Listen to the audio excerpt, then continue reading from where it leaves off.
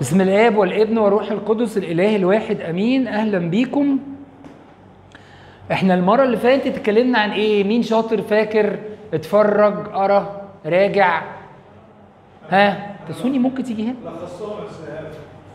تعالي يا ستي تعالي. انا اقعد قدامي كراسي فاضية ليه؟ ها قول. طب يلا نسمع. طيب بلاش نقول، نسمع. ها كيف التعامل مع الكتاب المقدس، كيف ادرس جزء من الكتاب المقدس، ايوه كيف احضر الكتاب المقدس. احنا هنحضر بتعليمات الرب. يا سلام الله. طب احنا اتكلمنا عن ايه بقى في كيف نتعامل مع الكتاب المقدس اللي هي اول لقاء بتاع المره اللي فاتت؟ ايوه تسوني. اتكلمنا عن ازاي اتعامل مع الكتاب المقدس في البدايه. اول حاجه ان انا اسمعه. عملنا كده، بسمع، بقرا، بدرس، برافو، بحفظ، بطبق. وده انتي كلوك وايز اللي هو الابديه. تلاحظوا في القداس ابونا بيلف المسبح عكس عقارب الساعه عشان يقول احنا هنا في الابديه، الدنيا ماشيه كده، احنا بنمشي كده. تمام.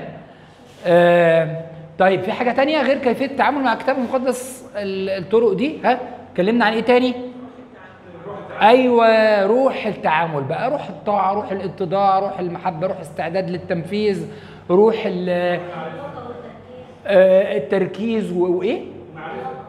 واللياقه الواجبه والمعرفه، وروح القياس، واللي هو انا اقيس على نفسي، وروح الكنيسه. فاكرين؟ تمام. حلو قوي، حلو قوي قوي قوي. طيب بما اننا قلنا ان في 3 طرق اساسيه للتعامل مع الكتاب المقدس، قلنا تلاوه للبركه. فاكره لما قلنا كلمه تلاوه دي كلمه في اللغه مش بتاعت، مش محسوبه على حد. وقلنا دراسه للعمق او للتركيز، يعني للفهم، وتامل للحياه. خد ايه كده واقعد معاها شويه.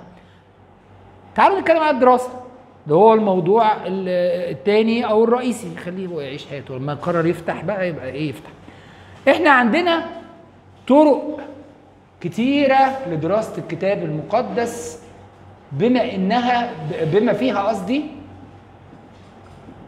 اللي احنا مش هنقولهم. يعني في حاجات كتيرة قوي لدراسة الكتاب المقدس. عندنا مثلا اول حاجة طرق تصلح مجموعات، مثلا نقول كده ايه، من 7 ل 15 شخص مثلا. ودي منهم اللي احنا هنركز عليها ونكمل بيها. في عندنا البرين ستورمينج كويستشن اللي هو عصف الذهن. ان انا ابتدي كده مثلا، انا عارف المجموعه اللي قدامي اللي انا بخدمهم عندهم محبه صعبه شويه، خطفوا من بعض الحاجه وكل واحد عايز يبين نفسه. فاخد مثلا ايه، كورنثوس الاولى 13 اصحاح المحبه. تمام. وابتدي اروح عامل ايه، عامل مثلا واحد بياكل شيبسي، اروح واخد خطف منه كل الكيس واوقع الشيبسي في الارض، واشوف الولد هيعمل ايه، وانا ارد عليه اقول له ايه، والباقيين رايهم ايه، ساكتين وشايفيني ايه وشايفين الولد ايه. وبعدين اقول لهم it was a demonstration، ده كان بنعمل. مش هينفع لا، في خروج، خلص خلاص. هما بيعملوا حاجات، كلم حد في التليفون، احنا بنخرج اللي جوه. تمام.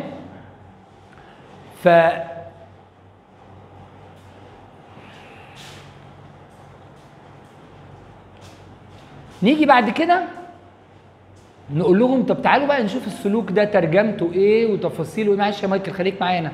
مايكل سيبك من المشتتات الخارجيه. مش هو يقول لهم ان احنا مش عارفين نكمل كده.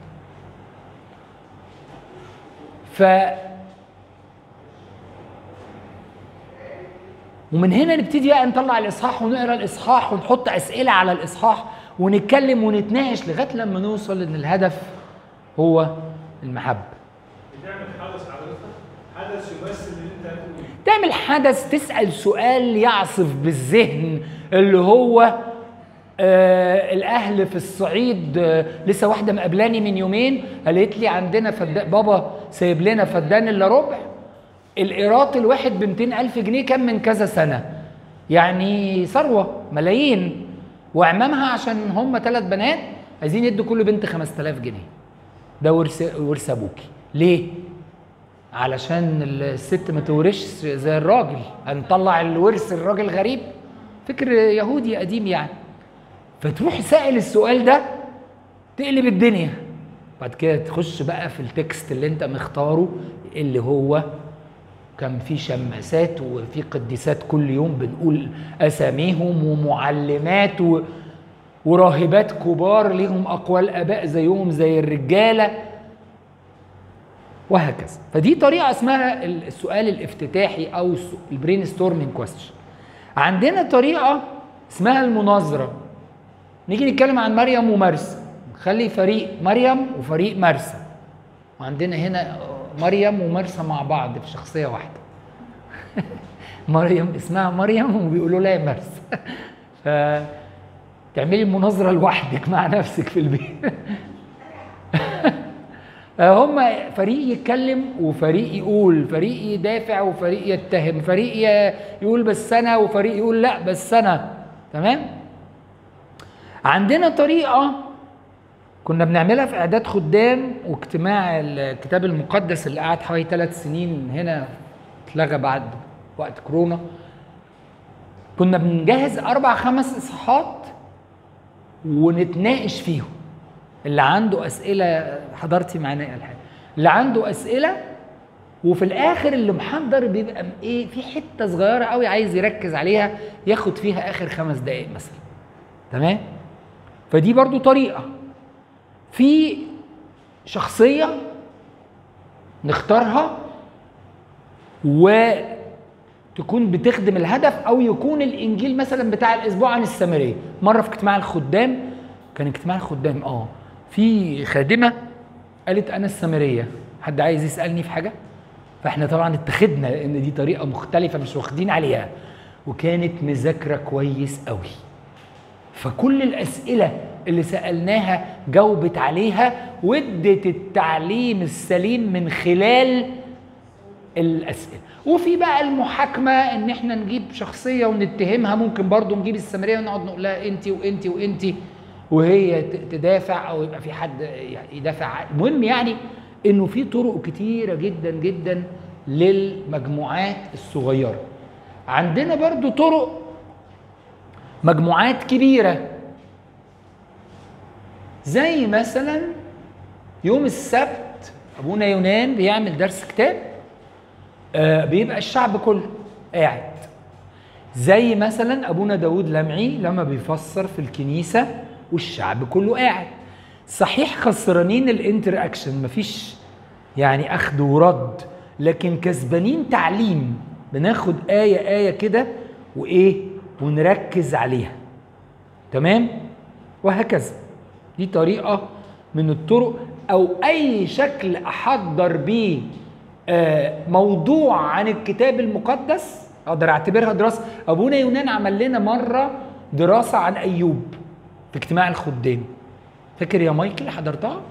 كانت حلوة قوي. مين ايوب وكان في عصر ايه، وطلع انه كان في وقت ابراهيم بس كان عايش في حتة بعيد، وان حاجات اول مرة نعرفها، بس هو بيتكلم طول الوقت. مفيش اسئلة وجدل يخصني قوي، الا ممكن في الاخر نيجي نطبق مثلا. تمام؟ وعندنا طرق تصلح للدراسة الشخصية، زي ما الحان كانت بتسالني المره اللي فاتت. عندنا طبعا عندنا فكره التلخيص، ان انا اقرا اصحاح والخصه، زي ما استاذ عادل لخص كل اللي عملناه المره اللي فاتت في ساعه الا شويه، عملوا في ايه 4-5 سطور. او اخد كل جزء واحط له عنوان، او اخد سفر والخصه الى افكاره الاساسيه. طبعا دي بتساعد، دي طريقه دراسه مفيش شك، لان انا بقرا كذا مره وادور على الافكار الاساسيه واشوف انهي فكره اللي تصلح تعبر عن كل اللي تحتها، فهي دراسة. تمام؟ عندنا طريقة تانية اسمها التحليل،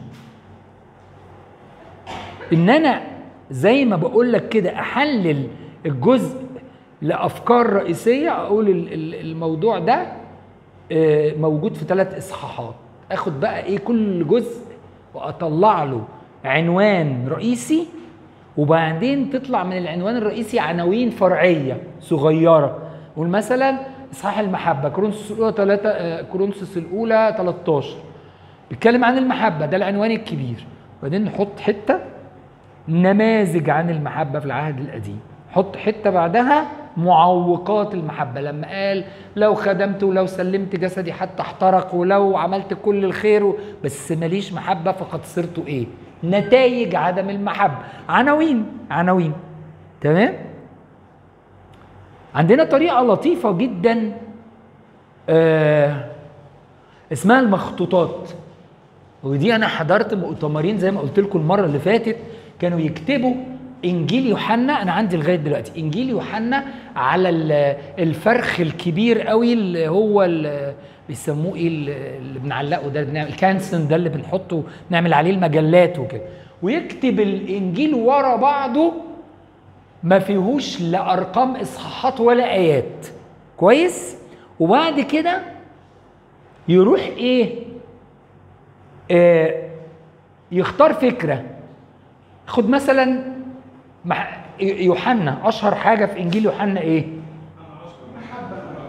لا انا بكلم انجيل يوحنا على بعضه، لاهوت الروح القدس، التحليق في الافكار العاليه. فيكتب مثلا لاهوت المسيح بره كده، يعمل سموه ايه، ديمو، يعمل كده للخريطه شرح، يجي تحت كده يروح عامل ازرق نقطه زرقاء ويكتب لاهوت المسيح، ويجي بالماركر الازرق يعلم على كل ايه بتعبر عن او معجزه او جمله قالها المسيح بتشاور على انه الله الابن بالماركر. وبعدين يجي تحتها ايوه بالظبط زي الخريطه، يجي تحتها يروح عامل احمر ويكتب المحبه. لا قال المحبه برضو عنده حق لانها واضحه قوي في انجيل يوحنا برضو، ويمشي بالماركر. فانت في الاخر تبص على 2 3 4 كانسون، ممكن تطبعهم في ورق كبير كده، تبص على الانجيل كله انت شايف خط اللاهوت من والى فين، شايف خط المحبه من والى فين. حاجه الحقيقه انها لطيفه جدا، واللي بيجرب يعمل كده بيستمتع ايما استمتاع. كان في ناس كنت بشوفهم بيعملوا كده في اوضه النوم يعني اوضه النوم كلها افرخ كده لرساله فيليبي. رساله فيليبي مثلا تتميز انها رساله ايه؟ الفرح. افرحوا في الرب كل حين واقول ايضا افرحوا، ومليانه فرح. ناخد خط فرح.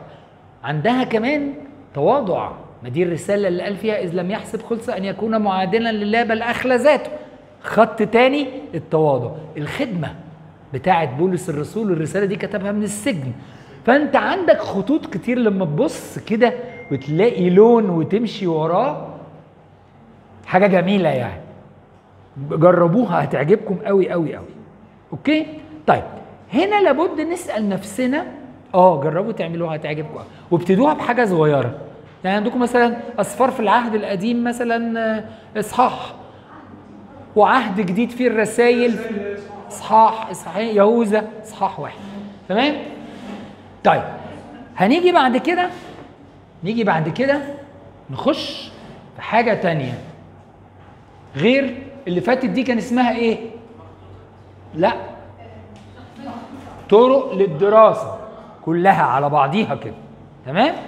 طيب تعالوا نخش في حاجه تانية اسمها، يعني لو سمينا دي 1 مثلا ندي عنوان 2 ونقول انواع النصوص. عندي سؤال يا استاذ. طبعا. هي الطرق دي تختلف في شخصيتي انا؟ الايه؟ انا ممكن احب طريقه وما احبش طريقه؟ طبعا ممكن تختلف في شخصيتي، وممكن في مرحلة من حياتي يبقى عندي وقت فأعمل طريقة منهم، ومرحلة تانية ألخص حتة صغيرة، وممكن أنا أعمل ده وأفيد بيه ناس فيناسبهم أكتر إن أنا أستخدم دي. بالظبط كده، بالظبط كده. هل كل النصوص في الكتاب المقدس شبه بعضها؟ هل كل النصوص ليها نفس السمات وأقدر أركز على نفس الحاجات وأنا بذاكرها؟ أكيد لأ، صح؟ طب إيه الفروق؟ ممكن نقول في نص إيه ونص إيه ونص إيه وندي أمثلة، إيه رأيكم؟ مين قال تاريخ؟ مين قال تاريخ؟ تاريخ زي إيه؟ أسفار التاريخية زي إيه؟ تكوين والخروج واللاويين والقضاء والملوك، تاريخ. الأناجيل تعتبر تاريخ لأن فيها أحداث، صح؟ تمام؟ حلو قوي. طيب، في هذا النوع من النصوص وأخبار أيام وغيره وغيره بنركز على كذا حاجة بقى، ركزوا معايا. بنركز على القصة، إيه اللي حصل؟ أهلا وسهلا. إيه اللي حصل؟ بنركز على تسلسل الأحداث. خدوا بالكم، إنجيل لوقا مثلا مش مرتب الأحداث، هتلاقوا في حاجات حصلت قبل حاجات، هو كان قصده موضوع معين هيناقشه، مش ترتيب للأحداث. هتلاقوا سفر التكوين بعد ما فرعون قال لموسى، تكوين ولا خروج؟ ده خروج، سوري خروج. بعد ما قال له إذا رأيت وجهي تموت، ودخل موسى إلى فرعون وقال له ربنا بيقول لك، هو كان بدأ باللقاءات وخلص، وبعد كده ادانا تفصيلة آخر لقاء حصل فيها إيه. فمهم جدا لما يكون في تاريخ عشان أفهم إيه حصل الأول وإيه حصل بعدي، إن أنا أركز على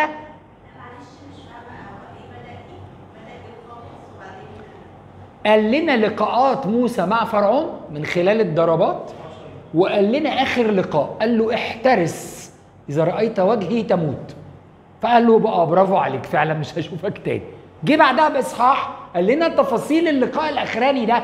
فالناس اللي مش عارفة إن دي تفاصيل، في حاجة في العربي يسموها تفصيل بعد إجمال، يعني أنا قلت الثلاث أربع حاجات وهاخد بقى واحدة منهم وأقولها بالتفصيل.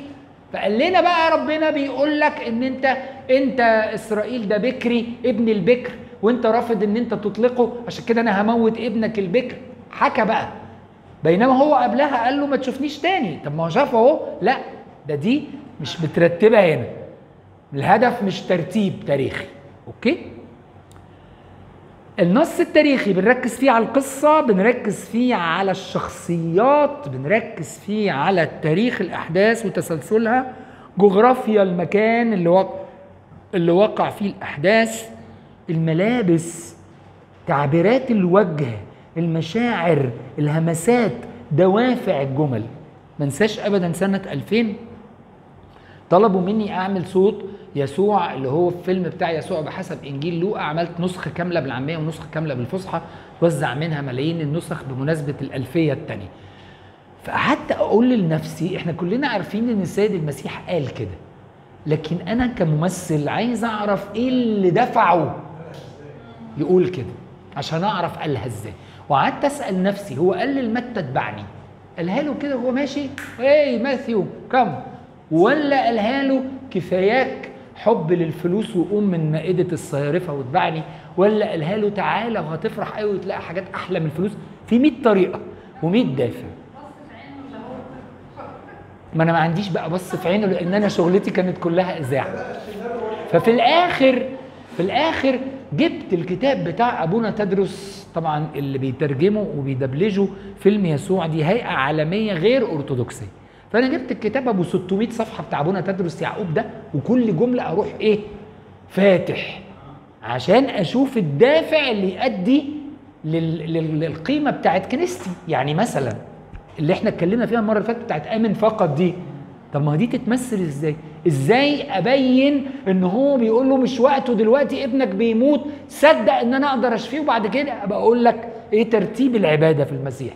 بس ماله حوار بقى في اللغه بتاعتكم ماشي، بس هنا بقى في مهمه بعد السيناريو والحوار. أنا ما عنديش سيناريو والحوار، انا عندي مهمه ان بالصوت توصل ده.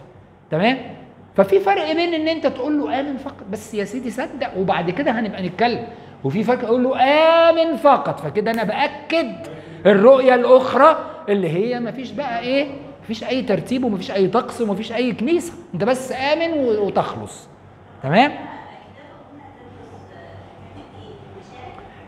مش كاتب المشاعر، لكن هو ابونا تدرس بتاع مشاعر، فساعات بيشاور وكأن قلب المسيح يئن قائلا لاولاده حاجات كده.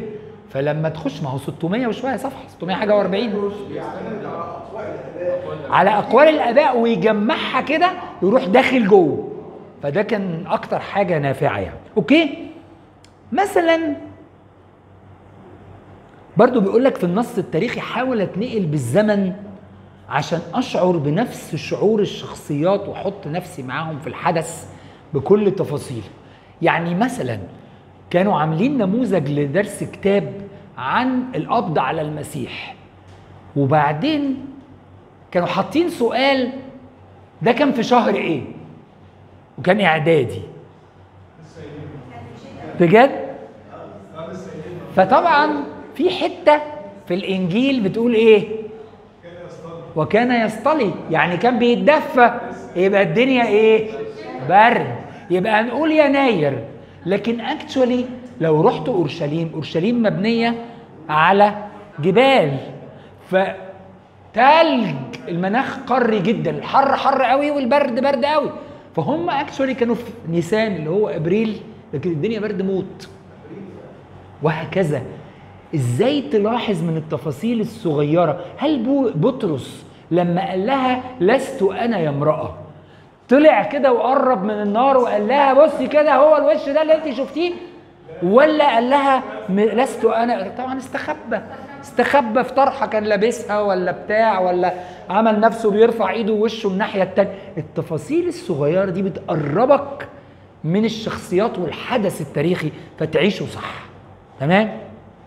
طيب عندنا ايه تاني من انواع النصوص؟ احنا قلنا تاريخي، انتوا اللي قلتوا، انا ما قلتش تاريخي.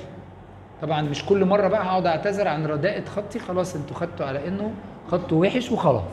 ها، انواع النصوص تانية في الكتاب المقدس ايه؟ عمل الفداء مثلا، لا دي قضيه، انا بتكلم عن نص شعري. شعري زي ايه؟ امثال، اشكرك، امثال، مزامير، نشيد الاناشيد، اشعية مكتوب بالشعر، في اجزاء الشعر، ايوب. تمام، حلو قوي. طيب لما اجي اخش لهذا النص الشعري، ايه اللي اركز عليه وانا بذاكر؟ ما هو انا لما هركز في النص التاريخي على القصه والشخصيات والملابس والمشاعر والحدث وترتيبه والسياق والمكان، جغرافيا، مش قلت لكم جغرافيا؟ طب لما هعمل كده هدرس النص بشكل افضل. هاجي اعمل كده في النص الشعري ولا هيفيدني بحاجه. ارحمني يا الله كعظيم رحمتك، ولا فارق معاها جغرافيا، ولا فارق معاها كان لابس ايه، ولا فارق معاها، مش كده؟ لكن فارق معاها ايه؟ الحاله الشعوريه بتاعت الكاتب، حاله التوبه اللي بيكتب بيها المزمور 50 او 51 على حسب الترجمه. كمان الصيغه، الصور والتشبيهات المستخدمه. لما داود يقول له صيرني كبهيم عندك ولكني دائما معك، وتلاقي بقى الحلوين يبعتوا لك على الصفحه ويقول لك الانسان المسيحي بهيم عندك، كيف يرون انفسهم. انت طبعا فاهم، هو جاب صوره استعاره مكنيه، مش مهم بقى استعاره مكنيه ولا مجاز ولا، وفي حاجات كتير. المهم ان انت فاهم ان انت بيقول له يا رب انا مش عايز افهم، مش البهيمه بيخبطوها بحاجه بسيطه كده تمشي، انا عايز افضل معاك وخلاص، تسليم كامل.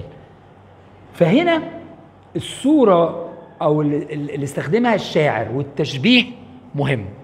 كمان الصيغه، لما لما بولس يقول في ناس بتقول ناكل ونشرب لاننا غدا نموت، فيقول بقى ايه؟ خلاص بقى يبقى نعمل كده. طبعا دي صيغه استنكاريه، هو بيقول نعمل كده لكن هي مش نعمل كده، هو عايز يقول خلاص بقى ما دام مفيش حياه ابديه بقى كل واحد يعمل اللي هو عاوزه. وقالها كده، ما خلصتش بسؤال، ده هي خلصت كده وبعدها نقطه كانها رساله من بولس الرسول الينا، ناكل ونشرب لاننا غدا نموت. لا طبعا ده اسلوب اسمه استنكار او سخريه، ان هو يقول لك امثل هذا صوم اختاره. فاكرين اشعياء 1؟ فلما يقول لك امثل هذا صوم اختاره، ده ايه؟ ده سؤال استنكاري. وهكذا بقى حاجات كتير بقى. يبقى اذا مهم ان انا امشي شويه ورا الاسلوب اللي اتكتب بيه النص الشعري. حلو قوي. ايه كمان؟ ايه؟ يعني حاجه جميله قوي طبعا، انا احب قوي، بس هم ما ادونيش نوع للنص المسرحي مع اني اتمنى هذا. يعني بندخلها في التاريخ، بندخلها في التاريخ يعني. نبوي، برافو. تصوني ناديه اللي قالت. طيب زي ايه تصوني النص النبوي؟ زي الرؤيا، زي اشعياء، ارميا، دانيال. كل الانبياء صغيرين وكبار كانوا بيتنبأوا بحاجات لم تحدث بعد. يبقى اذا ده نص ايه؟ نبوي. طيب في هذه النوعيه من النصوص تفتكروا هركز على ايه؟ اشعياء ابن الملوك، اشعياء ابن اموس اخو امصيا ملك يهوذا، فهو متربي في القصر، مش هو زي حبقوق اللي كان جاني جميز. ده عموس كان جاني جميز، بيلم شويه جميز. عارفين اللي بيلموا الكنز دلوقتي؟ اهو بيلم شويه جميز، وقع من الحصادين ويروح ايه؟ يبيعهم ويعيش. راجل غلبان يعني خالص. فاكيد شخصيه النبي هتفرق، لان ده احنا بنؤمن ان الوحي في الكتاب المقدس مش وحي فوقي اكتب، لا، ده بيتدخل فيه شخصيه النبي، بيتكلم باسلوبه بس ما بيغلطش. الروح القدس يعصم النبي من ان هو يغلط، لكن يتكلم اشعياء، يتكلم ارميا عن مراحم الله، النبي الباكي، لانه هو طبيعته وخبراته في الحياه وشغلته ومستواه الاجتماعي والاقتصادي ووعيه السياسي والعلمي صح؟ بالظبط. لكن بيسوقه هو، يعني يفضل هو موجود برضه. تمام؟ فتحس ان الكتاب المقدس اللي اتكتب على مدار آلاف السنين هو روح واحد ورسالة واحدة، لكن بيعبر عنها واحد هنا راعي غنم، هنا فلاح بسيط، هنا عايش في قصر، هنا تلميذ، هنا صياد، هنا فيلسوف بولس، هنا بطرس راجل غلبان. ومع ذلك ايه؟ الرسالة واحدة والروح واحد. كمان نسأل نفسنا فكر الله ايه ورا النبوة دي في النص النبوي؟ لا، فكر الله. يقول لك من يعني انتوا ما تعرفوش كيف يفكر الله من نحوكم. بيفكركم بايه؟ بيفكر عنكم بايه؟ بيفكر عنكم بالغفران وبالفرح وبالرضا طب هنا كان في حتة تانية بيفكر بانه بيحذر انه لو ما سمعتيش الكلام هيبقى مصيرك يا يهوذا زي اختك اسرائيل. صح؟ ففكر الله من هذه النبوة. عندنا كمان حتة أخيرة، استجابتي أنا بقى لفكر الله ده في حياتي، القياس بقى اللي قلناه المرة اللي فاتت في النص النبوي. يعني ويل للواصلين بيتا ببيت، مش فاكر دي كانت في فين، اللي درسوا معانا الأنبياء الكبار يمكن يفتكروا، اشعياء أو أرميا. إيه الواصلين بيتا ببيت دي؟ الراجل عمال يسرق ويصحى تاني يوم يقول لك الحتة دي بتاعتي، ويبني بيت تاني ويوصلهم ببعض. فعبر عنها النبي ويل للواصلين بيتا ببيت. انا بقى اسال نفسي طب ماشي اوكي ده النبي، انا بالنسبه لي بقى دايس على رجل حد، واخد حته من حق حد، مغفل عن ذكر الحقيقه لحد عشان في الاخر اكسب انا اكتر ما هو يكسب. اكسب بونت بقى عند مديري، اكسب فلوس، اكسب مكانه، اكسب اي حاجه، اكسب وخلاص، اكسب مدح، اكسب مجد مش بتاعي. حلو قوي. ايه تاني؟ في انواع تانية من النصوص ولا كفايه كده؟ ها؟ في نوع مهم جدا، النص التعليمي. زي ايه؟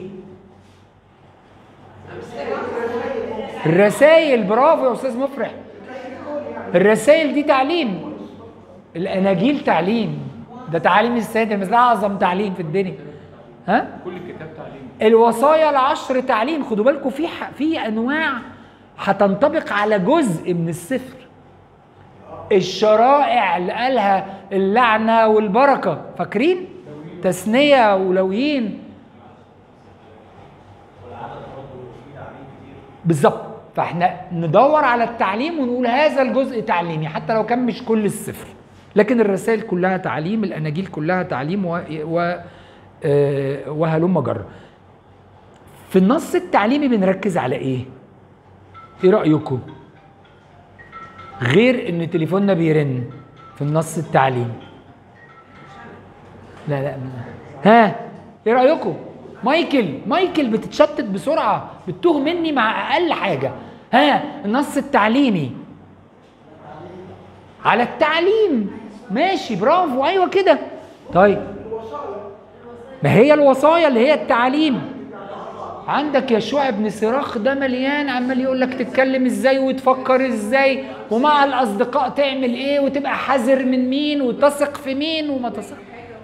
الحاجه بالظبط وسيله من وسائل التعليم، بالظبط، انه يقول الحاجه والتضاد بتاعها. فيها المعرفه والحكمه. تمام. يبقى انا بركز على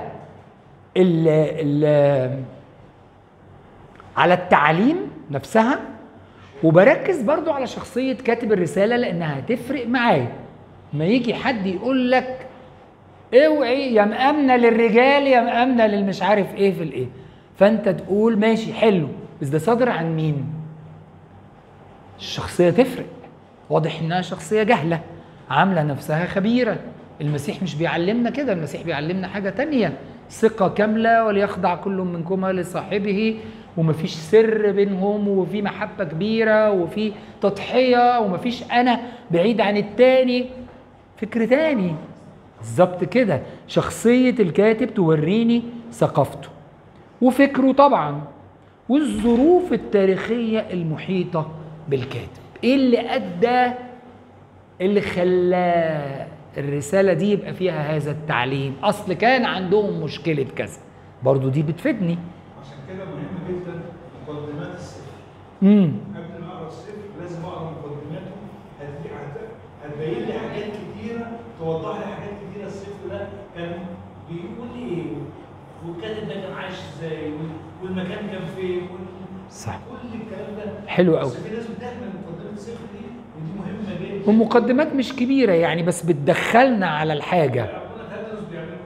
احنا لما عملنا هنا الانبياء الكبار والاسفار القانونيه الثانيه والانبياء الصغار، وعملنا ما عملناش الاناجيل، صح؟ عملنا اسفار موسى الخمسه، كنا بنعمل كده مقدمه للسفر في نص ساعه.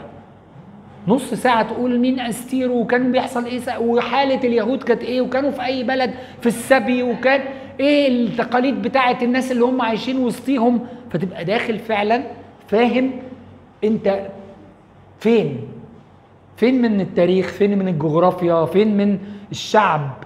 طيب عندنا نوع تاني من النصوص اسمه النص التشريعي، ده صريح بقى،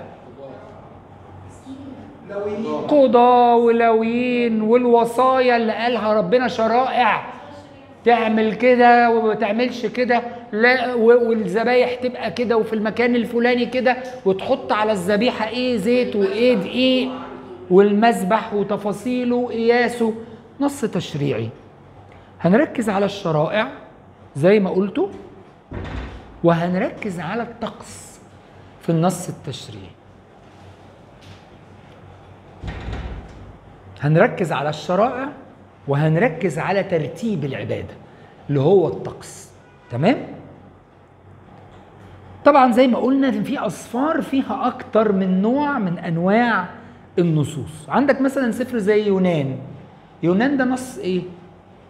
قصصي أو تاريخي، صح؟ حلو قوي. لكن في جزء شعر، في صلاة، وفي نبوي، أعود أنظر هيكلك. هتلاقي وفي تعليمي، ربنا لما قال له تعالى يا يونان ونتكلم بالراحة. أيوب في الآخر، إصحاح الرائع ده، منساش كنا بنسجل سفر أيوب ده، وكان حد صوت واحد مش مسيحي وبيقول السفر بكى بكى في الإصحاح الأخراني ده. احنا كلنا كمان بكينا معاه لما قال له تعالى بقى، مش انت فاكر انك تعرف؟ طب قول لي بقى، تعرف ده طالع منين؟ تعرف ده ابتدى فين؟ تعرف الصبح بيبتدي منين؟ طيب كمان عندنا الأناجيل فيها قصص وفيها تعليم وفيها تشريع، لأن المعلم هو صاحب الشريعة وواضع ناموس الأفضال ومشرع شريعة الكمال ربنا يسوع المسيح. فهي بتجمع برضو بين أكتر من نوع من أنواع النصوص. ناخد بريك 5 دقايق، نرجع نكمل على كيفية الدراسة.